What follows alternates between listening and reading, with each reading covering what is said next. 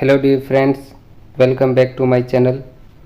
जैसा कि आपको पता होगा, हमने हरियाणा जीके की सीरीज़ स्टार्ट की है और इसमें हमने पहली वीडियो में हरियाणा का इतिहास और हड़प्पा सभ्यता से संबंधित स्थलों के बारे में पढ़ा। आज ये हमारा सेकंड वीडियो है। इसमें हम हरियाणा में जो वैदिक सभ्यता रही है उसके बारे में पढ़ेंगे। तो स्टार्ट करते हैं फ्रेंड वीडियो को। तो आपको पता होगा, वैदिक काल, जब हड़प्पा सभ्यता ख़त्म हो गई थी तो कौन सा दौर स्टार्ट हुआ फ्रेंड? वैदिक काल। तो वैदिक काल में अगर हम देखें, जो इसका टाइम पीरियड है वो आपको पता होना चाहिए। तो वैदिक काल का जो टाइम पीरियड है, वैदिक काल हम किस टाइम पीरियड को कहते हैं?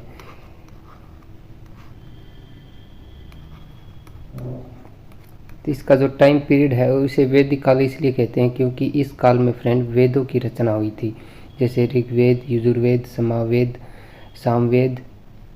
तो इन 4 वेदों की रचना हुई थी। इसी के नाम पर इसका काल का नाम क्या है? वैदिक काल। और इसका टाइम पीरियड देखें तो ये है 1500 ईसा पूर्व से लेकर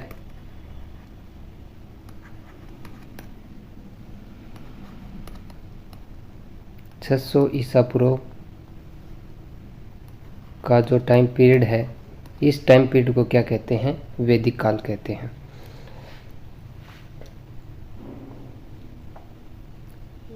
और वैदिक काल को हम 2 कालखंडों में बांटकर पढ़ते हैं।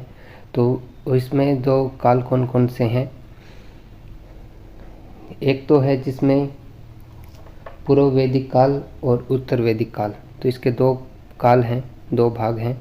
तो इसके 2 काल हैं, तो इसको समझते हैं। पूर्व वैदिक काल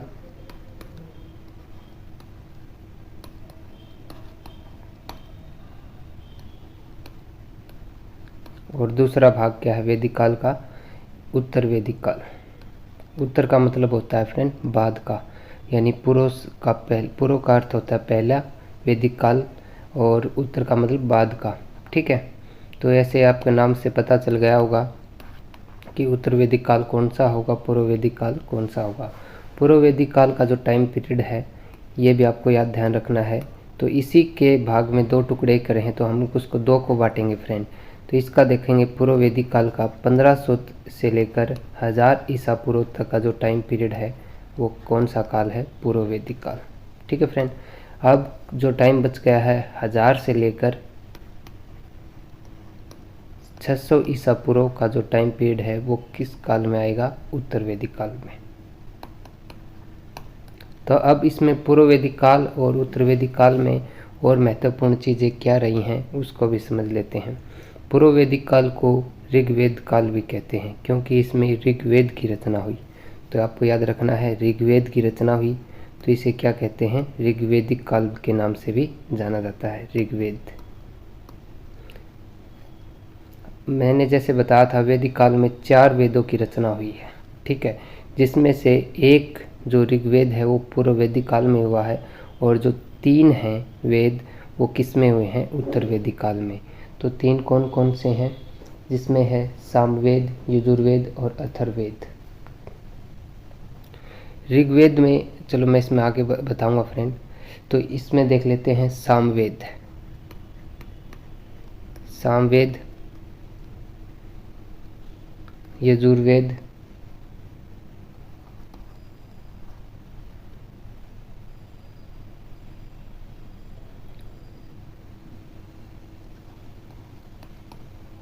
यजुर्वेद और एक है अथर्ववेद।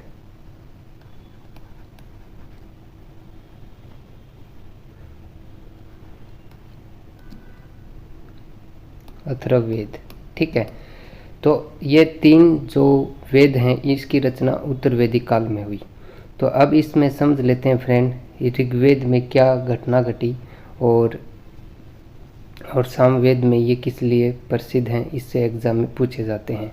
तो ऋग्वेद काल में एक अगर देखें, 10 राज युद्ध है वो किस काल में हुआ? तो ये हुआ था फ्रेंड ऋग्वेद में। ठीक है, ऋग्वेदिक काल में। तो आपको याद रखना है 10 राज युद्ध। 10 राज युद्ध किसके बीच था ये भी आपको याद रखना है। 10 राज युद्ध, ये एक भरतवंशी राजा रहे हैं सुदास। ठीक है। भरतवंशी राजा थे सुदास और 10 अन्य राजा थे, ठीक है। एक राजा भरतवंशी हो गए सुदास और 10 अन्य राजा उनके बीच में हुआ था, और इसमें जिसकी विजय किसकी हुई थी फ्रेंड? सुदास की, ठीक है। यही आपको इसमें पॉइंट याद रखना है। ऋग्वेद में क्या घटना घटी थी? तो 10 राज युद्ध हुआ था और जिसमें राजा था सुदास जो भरतवंशी का था, और 10 जो और अन्य राजा थे उनके बीच हुआ था जिसमें सुदास की विजय हुई थी, ठीक है। और ये किस नदी के किनारे हुआ था ये भी याद रखना है, पुरुषनी नदी के किनारे। किस नदी के किनारे हुआ था? पुरुषनी नदी के किनारे हुआ था ये 10 राज युद्ध, ठीक है फ्रेंड। तो ये ऋग्वेद से संबंधित इसमें हमने चर्चा कर ली। अब इसमें हम देखते हैं सामवेद, यजुर्वेद और अथर्ववेद से संबंधित पॉइंट। तो इसमें देखो सामवेद में क्या हुआ है? संगीत की रचना हुई है। जो सारे गामापा की जो शुरुआत है वो किस वेद से इसकी रचना मानी जाती है?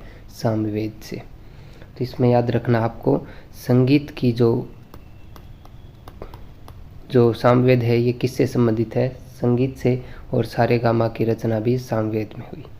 यजुर्वेद में यज्ञ और अनुष्ठान की पद्धति, यज्ञ, जैसे आपको पता होगा कोई राजा जीते थे यज्ञ करवाते थे। यज्ञ व अनुष्ठान की जो शुरुआत है उसका वर्णन किस में मिलता है? यजुर्वेद में, अनुष्ठान, ठीक है। और ये गद्य और पद्य दोनों में गाया जाता था, ठीक है, जिसको गाया भी जा सकता था और पढ़ा भी जा सकता था। गद्य और पद्य दोनों में रचना हुई। तो ये किस में हुई थी? यजुर्वेद में। और फिर आगे देखते हैं यथर्वेद में। यथर्वेद में क्या हुआ? जो जादू टोना की शुरुआत हुई किस में मिलता है जादू टोने का वर्णन? तो ये अथर्ववेद में मिलता है, ठीक है फ्रेंड। तो इससे संबंधित आपको सभी पॉइंट क्लियर हो गए होंगे। अगर आप इसमें वैसे ये इंडिया जीके से रिलेटेड है, ठीक है, लेकिन आपको इसका ज्ञान होना बहुत ज़रूरी है, तभी आपको हरियाणा जीके से संबंधित इसकी नॉलेज होगी, ठीक है। तो ये पॉइंट आपके सभी क्लियर हो गए होंगे। तो आगे बढ़ते हैं। अब बढ़ते हैं फ्रेंड, हम इसमें जो हरियाणा जीके से संबंधित है वो चीज़ें किस तरीके से पूछी जाती हैं, तो वो उसको बारे में हम चर्चा करते हैं। तो चर्चा देखें, ऋग्वेद काल में आप पूछा जाता है कि ऋग्वेद काल में हरियाणा को किस नाम से जाना जाता था। तो ऋग्वेद में ये वेरी इंपॉर्टेंट है, कई बार एग्जाम में पूछा गया है। तो ऋग्वेदिक काल में हरियाणा को किस नाम से जाना जाता था? तो ये रज हरियाणा के नाम से जाना जाता था, रज हरियाणा।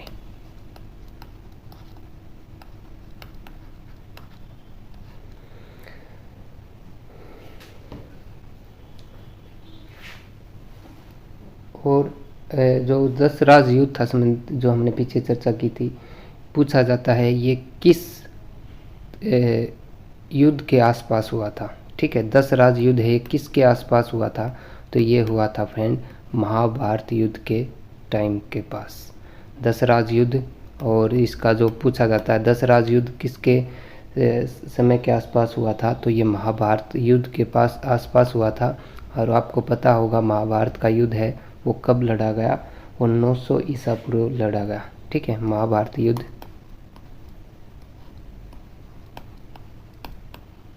कब लड़ा गया? ये 900 ईसा पूर्व, ठीक है। ये पॉइंट आपको क्लियर हो गए होंगे फ्रेंड।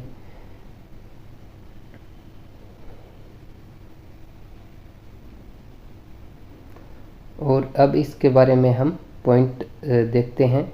हरियाणा से संबंधित जो वैदिक सभ्यता से संबंधित जो हरियाणा के स्थल रहे हैं उनके बारे में हम चर्चा करते हैं, ठीक है। तो अब इसके बारे में हम चर्चा करते हैं। जो भगवानपुर है, भगवानपुर वैदिक सभ्यता से संबंधित स्थल है। और ये भगवानपुर कहाँ है फ्रेंड? कुरुक्षेत्र में। ये एग्जाम में पूछा जाता है भगवानपुर, ठीक है। वैसे भगवान का अगर आप वैसे भी अनुमान लगाओ तो किससे संबंधित रहा है? कृष्ण भगवान का क्षेत्र कुरुक्षेत्र से, ठीक है। तो ये भगवानपुर कहाँ है? कुरुक्षेत्र में। और ये किससे संबंधित स्थल है? वैदिक काल से, ठीक है। वैदिक काल में इसका वर्णन मिलता है, इसलिए हम उन्हीं की चर्चा करेंगे। शुद्ध है जो कि यमुनानगर में है, इससे यमुनानगर या फिर आपसे अम्बाला भी पूछ सकता है, पहले जब यमुनानगर नहीं बना था तो शुद्ध किस में आता था? अम्बाला में। ठीक है, तो शुद्ध जो क्षेत्र है ये कहाँ है? ये यमुनानगर में है। अगर यमुनानगर ऑप्शन में नहीं है तो आप किस पर जाएंगे? अम्बाला पर। और शुद्ध भी किससे संबंधित क्षेत्र है? वैदिक सभ्यता से। इससे हमें जो वैदिक सभ्यता संगीत के साक्ष्य मिले हैं, जो आपको याद रखना है, संगीत से संबंधित जानकारी मिली है शुद्ध से, ये संगीत के बारे में प्रसिद्ध रहा है। फिर है दौलतपुर। दौलतपुर, हम उन स्थलों की बात कर रहे हैं फ्रेंड जो कि वैदिक काल से संबंधित रहे हैं। दौलतपुर, तो दौलतपुर भी कहाँ है फ्रेंड? कुरुक्षेत्र में।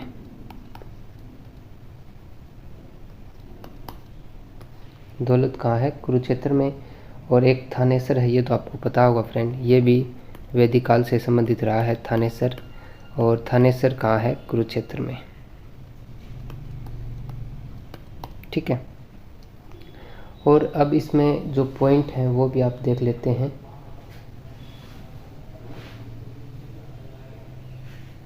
जो महाभारत काल युद्ध है फ्रेंड, 900 ईसा पूर्व लड़ा गया। और महाभारत में हरियाणा को किस नाम से जाना जाता था? ये कई बार एग्जाम में पूछा गया है। ठीक है, महाभारत के बारे में और पॉइंट है इसमें, और बता देता हूँ मैं। महाभारत, तो महाभारत को आपको पता होगा जय संहिता के नाम से भी जाना जाता है। ठीक है, जय संहिता क्या है फ्रेंड? इसका बड़ा पार्ट है और इसके छोटा जो कुछ पार्ट है उसको महाभारत कहा जाता है। ठीक है, जय संहिता इसका पूरा नाम है। और इसकी जो संकलन है वो किसने किया था? महर्षि वेद व्यास ने। ये एग्जाम में पूछा गया है, जय संहिता या महाभारत का संकलन किसने किया था? महर्षि वेद व्यास ने।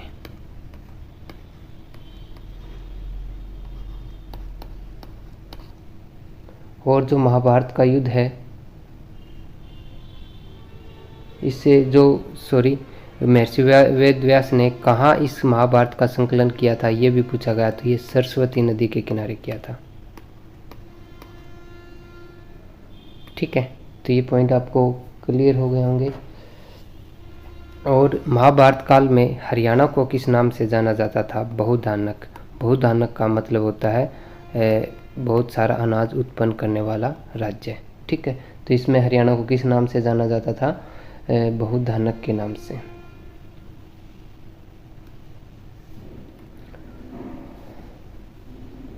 और जो वैदिक सभ्यता का पालना किसे कहा जाता है, किसे कहा गया था, ये भी आपको एग्जाम में पूछा जाता है। वैदिक सभ्यता का पालना, वैदिक सभ्यता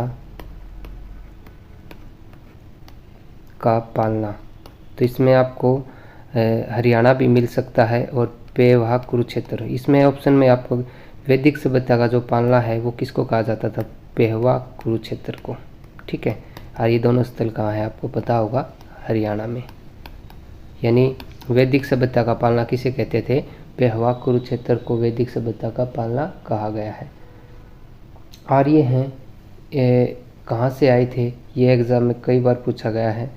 तो आर्य भारत में कहाँ से आए थे? तो ये आए थे मध्य एशिया से। ठीक है, और ये अलग अलग इतिहासकारों के अनुसार अलग अलग हैं। जैसे बाल गंगाधर तिलक के अनुसार जो आर्य थे वो अंटार्कटिका महाद्वीप से आए थे। लेकिन आपसे किसी का नाम ना देकर आपसे पूछा जाए आर्य कहाँ से आए थे, तो मध्य एशिया के अनुसार आए थे। और ये किसने इसके बारे में बताया था मध्य एशिया से आए थे? तो ये इतिहासकार थे मैक्स मुलर के अनुसार। ठीक है, मैक्स मुलर ने बताया कि आर्य, और इन्हीं का जो इसी से जो इतिहासकार हैं सहमत हैं कि जो आर्य थे वो मध्य एशिया से आए थे। Max Muller.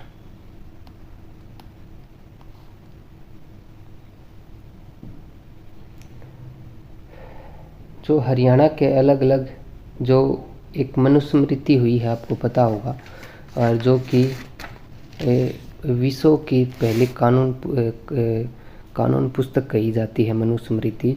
तो इसमें जो हरियाणा को किस किस नाम से जाना गया है? हरियाणा को बर्मावर्त, ब्रह्मऋषि प्रदेश, बर्मा जी की उत्तर वेदिका। तो आपको ये पॉइंट कई बार एग्जाम में पूछा गया है। जो मनुस्मृति थी, मनुस्मृति, लेकिन इसका जो मनुस्मृति का जो मेन थी वो फ्रेंड एक अंग्रेज़ के हाथ लग गई थी, लेकिन आज इसका देखें तो इसके अनुसार जो मैं उसने बहुत से चेंज करवा कर इसमें एक वो काम मतलब इसमें वो पूरा ओरिजिनल नहीं रही है ये मनुस्मृति। इसमें बदलाव कराकर बहुत से इसमें विवादों का कारण बनी हुई है मनुस्मृति। ठीक है, और ये एक अंग्रेज़ के हाथ लग गई थी और अंग्रेज़ ने इसका जो मेन था वो ही टाइटल बदल दिए। ठीक है, बहुत से। तो मनुस्मृति में जो विश्व का पहला कानून मानी जाती है, इसमें हरियाणा को क्या क्या नाम दिए गए हैं वो इसमें देखें तो बर्मावर्त,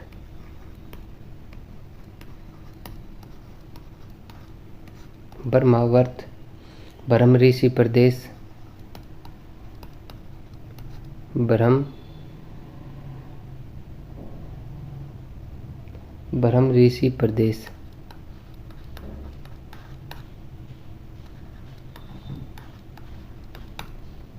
और बर्मा जी की उत्तर वेदिका, बर्मा जी की उत्तर वेदिका। तो इस नामों से मनुस्मृति को हरियाणा का नाम संबोधित किया गया है।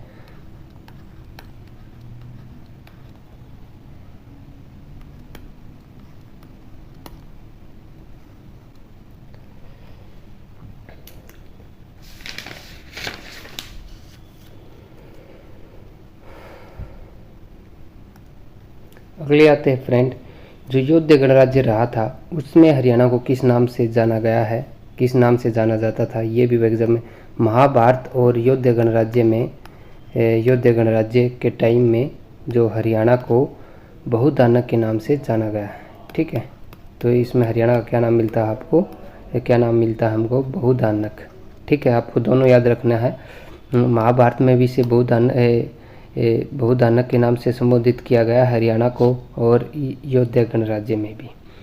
और जो बाणभट्ट की हरिश्चरित थी उसमें हरियाणा और कुरुक्षेत्र, ठीक है, हरियाणा और कुरुक्षेत्र यानी कुरुक्षेत्र को भी श्रीकंठ जनपद कहा है और पूरे हरियाणा को भी बाणभट्ट ने श्रीकंठ जनपद कहा है। तो ये आपको याद रखना है। जो बाणभट्ट की, और ये किसके उसमें थे, दरबारी कवि थे, ये हर्षवर्धन के दरबारी कवि थे बाणभट्ट, और इनकी पुस्तक का नाम है हरिश्चरित। एक पुस्तक और है इनकी, कादम्बरी, वो भी बाणभट्ट की है। उस किताब के बारे में एग्जाम में पूछे जाते हैं। तो हरिश्चरित में, बाणभट्ट की हरिश्चरित में कुरुक्षेत्र व हरियाणा को आपको दोनों याद रखना है। कुरुक्षेत्र को भी बाणभट्ट ने श्रीकंठ जनपद कहा है, वह हरियाणा को भी इसने क्या कहा है, श्रीकंठ जनपद। कई बार एग्जाम में ये पूछा गया है।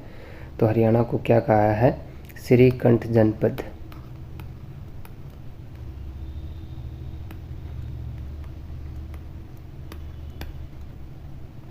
ठीक है, आगे देखते हैं।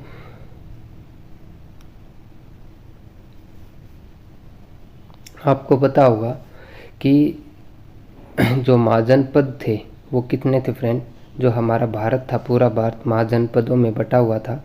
तो महाजनपद कितने थे, महाजनपद, तो जहाँ महाजनपद थे फ्रेंड 16। ठीक है, 16 थे, और 16 के 16 किसने जीते थे, जो मौर्य राजा हुए हैं अशोक, तो उसने 16 के 16 जो महाजनपद थे वो जीते थे। तो इसकी जो जानकारी है बौद्ध साहित्य अंगुत्तर निकाय में मिलती है कि भारत में 16 महाजनपद थे। इसकी जानकारी हमें कहाँ से मिलती है, एक बौद्ध साहित्य है अंगुत्तर निकाय। ठीक है, इसकी हमें जानकारी मिलती है कि हम भारत में 16 महाजनपद थे। ठीक है, और कौन सी बुक का नाम क्या है फ्रेंड, ये अंगुत्तर निकाय, अंगुत्तर निकाय।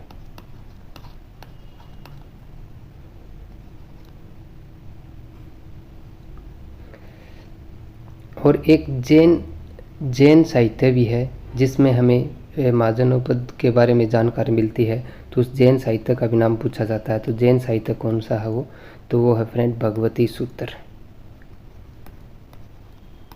भगवती सूत्र। इसमें भी हमें जो महाजनपदों की जानकारी मिलती है। और इसके बारे में थोड़ा हम चर्चा कर लेते हैं महाजनपदों के बारे में, क्योंकि ये इंडिया और हरियाणा के कॉन्टेक्स्ट दोनों में पढ़ा जाता है। तो आपको पता होगा जो चंद्रगुप्त मौर्य थे उन्होंने 8 महाजनपद थे उन पर वो जीते थे। ठीक है, चंद्रगुप्त मौर्य ने कितने महाजनपद जीते थे, ये एग्जाम में पूछा गया है। तो चंद्रगुप्त मौर्य ने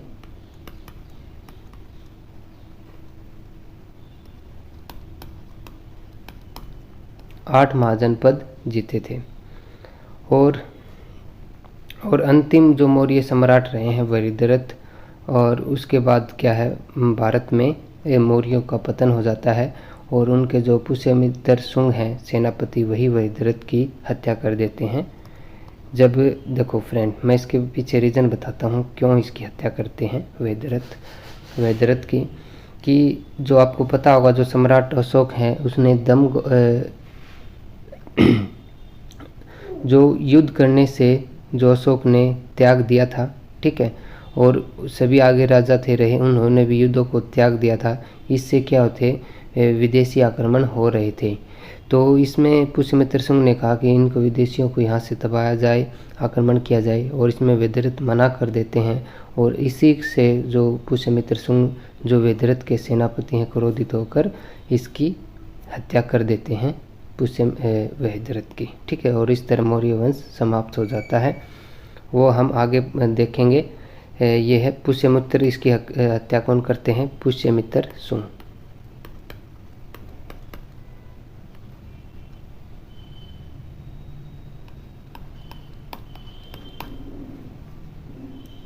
जो कि वृद्धरथ का क्या है, सेनापति।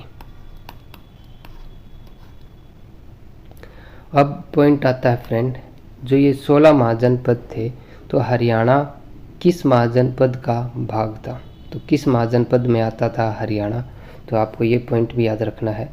तो उस टाइम हरियाणा कोई नाम नहीं था, उस टाइम था फ्रेंड महाजनपद। और ये कौन सा महाजनपद में आता था ये आपको याद रखना है, 2 महाजनपदों में आता था ये महाजनपद, कुरु और पंचाल। इन 2 महाजनपदों में आता था हमारा हरियाणा, कुरु और पंचाल। कुछ हिस्सा कुरु में आता था इसका और कुछ हिस्सा पंचाल में।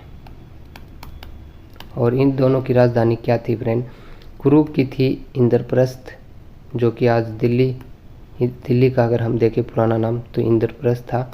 ठीक है, और पंचाल की जो राजधानी थी वो थी अहिच्छत्र। तो इसका भाग था हमारा हरियाणा इन 2 महाजनपदों का। अब आगे देखते हैं हम। आपको पता होगा महाभारत के कितने पर्व हैं फ्रेंड, 18 पर्व हैं। तो अब इसके बारे में और चर्चा करते हैं। तो महाभारत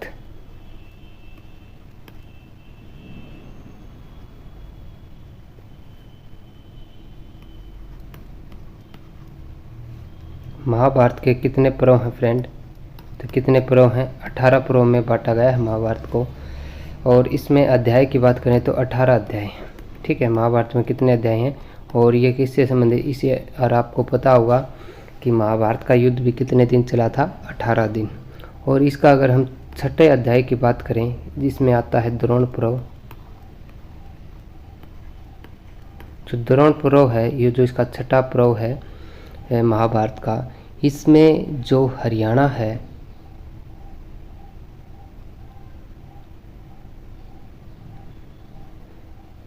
ये द्रोणपुरों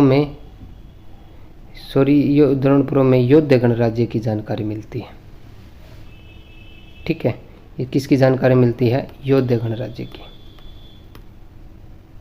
यानी योध्या गणराज्य की जानकारी मिलती है। ठीक है, आगे देखते हैं फ्रेंड। अब हम उन किताबों इतिहासकारों के नाम देखेंगे जो हरियाणा के अलग अलग नामों से संबोधित किया है हरियाणा को। ठीक है, अब देखते हैं फ्रेंड, मैं इसका नाम लिख देता हूँ हरियाणा का। हरिनाऊ किसने हरियाणा को कहा है, हरिनाऊ किसने हरियाणा को संबोधित किया है हरिनाऊ के नाम से, तो ये थे फ्रेंड पुष्पदंत रचित ने। ठीक है, पुष्पदंत रजित ने हरियाणा को क्या कहा है? ये कहा है हरियाणाऊ। ठीक है, पुष्पदंत रजित, पुष्पदंत रजित के अनुसार हरियाणा को क्या कहा उन्होंने? हरियाणाऊ।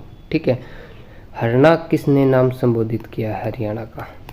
हरियाणा का हरना नाम किसने कहा है? तो ये कहा है महाराज कृष्ण ने। इतिहासकार रहे हैं महाराज कृष्ण। और हरना का अर्थ होता है फ्रेंड लूटना। ठीक है, और हरियल जो नाम है हरियल हरियाणा का, ये किसने कहा है? हरियल ये कहा है यदुनाथ सरकार ने।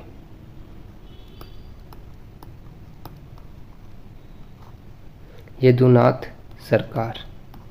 ठीक है, इतिहासकार का नाम है ये यदुनाथ सरकार। इन्होंने हरियाणा को हरियल नाम कहा है। और डॉक्टर HR गुप्ता ने हरियाणा को आर्याना कहा है। तो इसका इतिहासकार का नाम याद रखना है डॉक्टर HR गुप्ता। इन्होंने हरियाणा को क्या कहा है? आर्याना। आर्याना नाम से संबोधित किया है। और आर्याना का अर्थ होता है आर्यों का घर। आर्याना कहा है हरियाणा को। और आर्याना का अर्थ क्या होता है फ्रेंड? आर्यों का घर। और पॉइंट बनता है फ्रेंड, जो सबसे पहले हरियाणा का नाम हरियाणा किस ग्रंथ में मिलता है? Very very important. यानी जैसे आपने पढ़े होंगे कि हरियाणा अभी नाम नहीं आया है फ्रेंड, जो हरियाणा नाम पड़ता है वो मिलता है चाहवान ग्रंथ में। ठीक है, तो हरियाणा जो नाम है हरियाणा का, वो कब किस ग्रंथ में मिलता है? तो वो मिलता है फ्रेंड चाहवान ग्रंथ में। ठीक है, ये कई बार एग्जाम में पूछा गया है। और ठीक है, तो चाहवान ग्रंथ में पहली बार हरियाणा का नाम हरियाणा मिलता है। अगले इतिहासकार हैं JC अवस्थी। JC अवस्थी, इन्होंने हरियाणा को क्या कहा है? इन्होंने कहा है ऋग्वेद से उत्पन्न। ठीक है, JC अवस्थी इन्होंने हरियाणा को क्या नाम से संबोधित किया है? ऋग्वेद से उत्पन्न।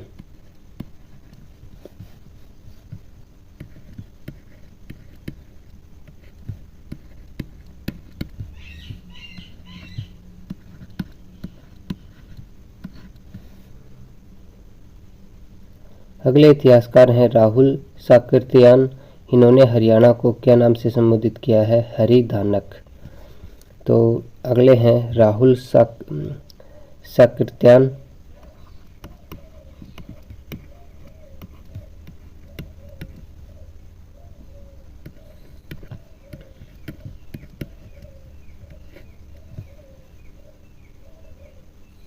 इन्होंने हरियाणा को क्या कहा है? हरिधानक।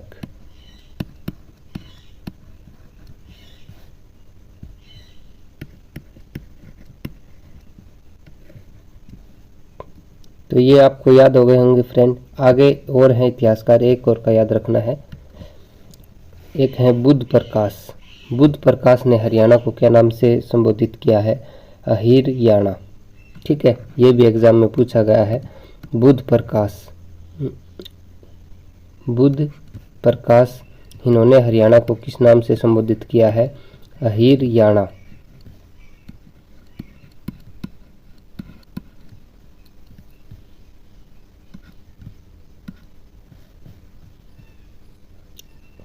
अहिरयाणा, र आएगा फ्रेंड, ऐसे आएगा अहिरयाणा।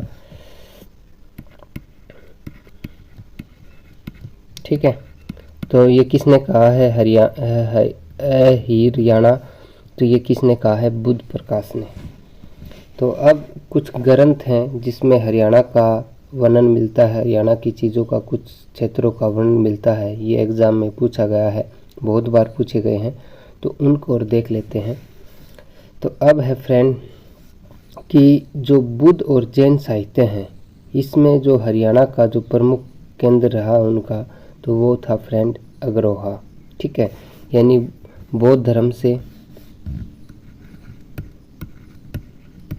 बौद्ध व जैन धर्म से संबंधित जो जैन साहित्य का जो प्रमुख केंद्र रहा है वो रहा है अग्रोहा। कई बार एग्जाम में पूछा गया है। तो अग्रोहा बौद्ध और जैन धर्म दोनों से संबंधित था। और जो मंजी निकाय और दिव्यावधान, तो बौद्ध ग्रंथ हैं ये। मंजी निकाय और दिव्यावधान में तो हरियाणा के किन क्षेत्रों का वर्णन मिलता है, ये आपको याद रखना है। ये दोनों जो बौद्ध ग्रंथ से संबंधित हैं, बौद्ध धर्म से, मंजी निकाय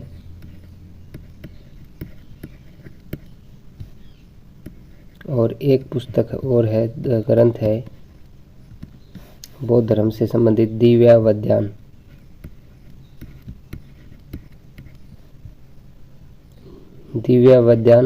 इसमें हरियाणा के किन क्षेत्रों का वर्णन किया गया है, यानी किन का इसमें हमें जिक्र मिलता है, तो मिलता है फ्रेंड अग्रोहा व रोहतक का।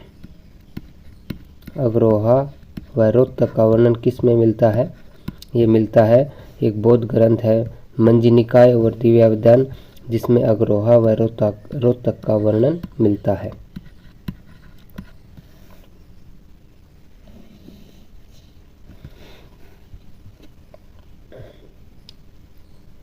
एक महाभारत ग्रंथ है, महाभारत ग्रंथ नकुल दिग्विजय, इसमें हरियाणा का किस क्षेत्र का वर्णन मिलता है, तो महाभारत ग्रंथ है,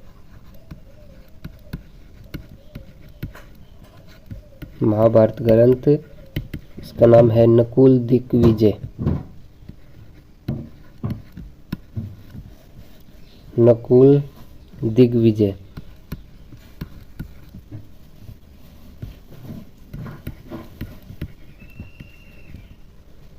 इसमें हरियाणा के किस क्षेत्र का वर्णन मिलता है, तो इसमें मिलता है रोहतक का। रोहतक को अगर हम देखें महाभारत में नकुल दिग्विजय में किस नाम से संबोधित किया गया है, तो इसमें किया गया है रोहतासपुर। ठीक है, जब रोहतक नाम नहीं था तो क्या नाम था उसमें, रोहतासपुर। ठीक है फ्रेंड, अब रह गया जैन ग्रंथ। जैसे मैंने आपको बताया कि बौद्ध और जैन ग्रंथ में हरियाणा के क्षेत्रों का वर्णन मिलता है, तो इसी प्रकार जो जैन धर्म से साहित्य हैं, दो साहित्य हैं जिसमें हरियाणा के क्षेत्र अग्रोहा का वर्णन मिलता है, तो इसमें है जैन से संबंधित ग्रंथ। तो एक का नाम है कथाकोश,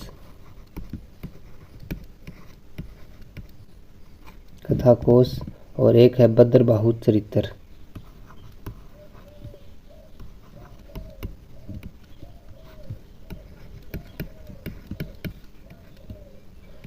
इसमें हरियाणा का जो इनका जो प्रमुख केंद्र रहा था हरियाणा में जैन धर्म का, तो इसमें था अग्रोहा। ठीक है फ्रेंड, तो आपको इसमें आपके ग्रंथ भी पूछ सकते हैं कि मंजू निकाय और दिव्यावधान में हरियाणा के किन क्षेत्रों का वर्णन है, तो इसमें अग्रोहा व रोहतक का है। और महाभारत के नकुल दिग्विजय में हरियाणा किस क्षेत्र का वर्णन मिलता है, तो रोहतक का वर्णन मिलता है। और रोहतक को किस नाम से जाना गया है, रोहतासपुर से उसमें संबोधित किया गया है। और जैन धर्म की बात करें तो इसमें दो ग्रंथ इंपॉर्टेंट है, कथाकोश और भद्रबाहु चरित्र, इसमें अग्रोहा का वर्णन मिलता है। ठीक है फ्रेंड, तो इससे जो भी एग्जाम में क्वेश्चन पूछे जाएंगे आप आसानी से इनको कर सकते हैं। अगला देखते हैं फ्रेंड, अगले इसके बारे में पॉइंट। तो इसमें अगर हम, आपको पता होगा महात्मा बुद्ध को ही गौतम बुद्ध के नाम से जाना जाता है, इसे लाइट ऑफ एशिया भी कहा जाता है और शाक्य मुनि भी कहा जाता है। और हरियाणा के अगर हम देखें, ये एग्ज़ाम में पूछे गए हैं, जो बौद्ध धर्म से संबंधित स्थल रहे थे, जो चिनेष्टि स्तूप पूछा जाता है, कई बार एग्जाम में पूछा गया है चिनेष्टि स्तूप।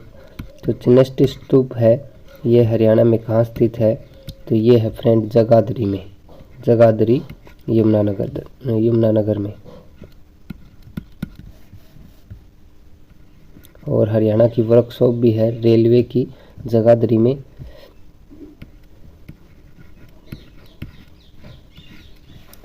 और दो क्षेत्र और हैं जिसमें बौद्ध धर्म से संबंधित रहे थे। असंध जो करनाल है, करनाल में है, ये भी बौद्ध धर्म से संबंधित रहा है। और एक क्षेत्र और है थानेसर, ये भी थानेसर आपको पता होगा कुरुक्षेत्र में है, ये भी बौद्ध धर्म से संबंधित क्षेत्र था। तो ये वीडियो हरियाणा जीके की जो सेकंड वीडियो हमारी यहीं समाप्त होती है। तो ये वीडियो आपको कैसी लगी कमेंट कर ज़रूर बताएं। अगर चैनल पर नए हैं तो चैनल को सब्सक्राइब जरूर